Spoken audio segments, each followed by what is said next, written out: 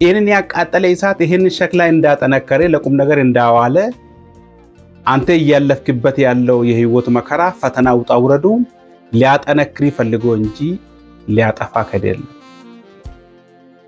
ሰላም ሰላም ቤተሰቦች እንዴት ናችሁ? ጠቃሚ ትውልድ ቻሌንጅ የ21 ቀን ቻሌንጅ ጀምረናል። ዛሬ የመጀመሪያውን ክፍል ፓርት 1 ነው የምናየው። ከጊዜ ወደ ጊዜ ራሳቸውን የሚያጠፉ ሰዎች ቁጥር እየበዛ ይገኛል። ዛሬ አንድ ቻሌንጅ ልስጣችሁ። ሁላችሁም ለራሳችሁ ይህንን ነገሩት። እኔ ጠቃሚ ትውልድ ነኝ፣ እኔ ጠቃሚ ትውልድ ነኝ፣ ለሀገር እጠቅማለሁ፣ ለቤተሰብ እጠቅማለሁ፣ ለራሴም እጠቅማለሁ፣ ለአባት ለእናት ያስፈልጋለሁ ብላችሁ እንድታምኑ ራሳችሁ እንድታሳምኑ ይፈልጋለሁ። አንተ እየተቃጠልክ ሳይሆን እየተሰራ ነው ያለው። ኑሮ አቃጠለኝ፣ ሰው አቃጠለኝ፣ አግኝቼ ማጣቴ አቃጠለኝ፣ አፍቅሬ መከዳቴ ጎዳኝ ብለህ ለምትሰቃይ ሰውዬ አንድ ምሳሌ ለአንተ አለልኝ። አንቺ ሚሂቴ በደንብ ስሚ። ይሄን ጀበና ታውቃላችሁ? መቼም ታውቃላችሁ ብዬ አስባለሁ። ይሄ ጀበና ከሸክላ ነው የሚሰራ፣ ታውቃላችሁ። ከሸክላ ሲሰራ ይሄ ከለር፣ ይሄ ጥንካሬ አልነበረው። ሸክላ ጭቃ። ያ ሸክላ ሲሰራ ምን ይደረጋል? ወደ እሳት ይገባና በእሳት ይቃጠላል። በእሳት ሲቃጠል ነው ሸክላው ጥንካሬ የሚያገኘው።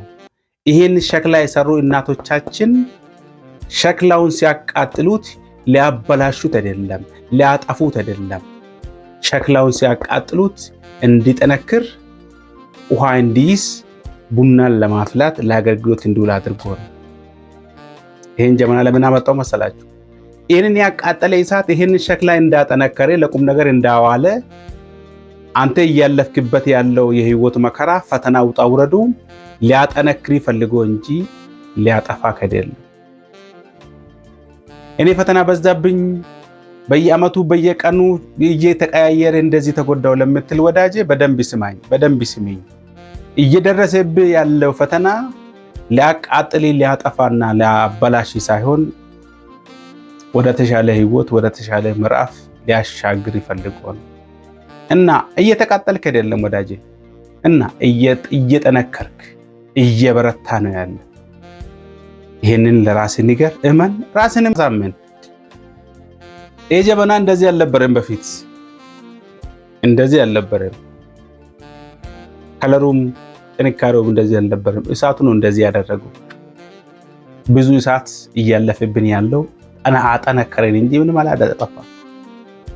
ስለዚህ ወዳጄ ይህንን ቪዲዮ ከተመቼ ለጓደኛ ተስፋ ቆርጦ በሰው ለተጎዳ አፍቅሮ ለተከዳ ሰው የላክለት። እየጠነከርክ እንጂ እየጠፋ አይደለም በልልኝ። ስለሰማችሁኝ አመሰግናለሁ። ቀጣይ በሌላ ቪዲዮ እንገናኛለን። ባይ ባይ።